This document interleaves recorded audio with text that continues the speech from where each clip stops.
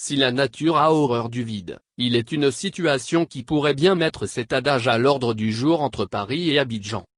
Nous apprenons qu'en l'absence de l'ambassadeur de France en Côte d'Ivoire, parti en vacances loin de la capitale française, certains diplomates ou proches, aux ramifications médiatiques, suspectés d'être manipulés par des opposants dont certains présents en France, tenteraient d'influencer les rapports ivoiriens du réseau diplomatique français avec des informations peu favorables au régime en place.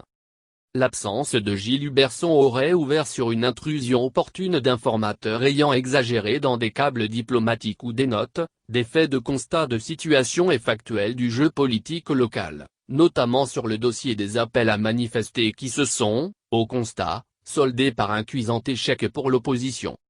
Toujours selon nos informations, tout aurait été entrepris pour influencer le chef de l'État français sur le fait que le candidat du RHDP serait vomi de la population et chercherait à mener une politique de la terre brûlée. En ce sens, la démonstration de sa popularité samedi à Abidjan qui a résonné dans une mobilisation urbaine africaine sans précédent, à Paris, aurait, apparenté en ce jour, chamboulé les plans des possibles désinformateurs.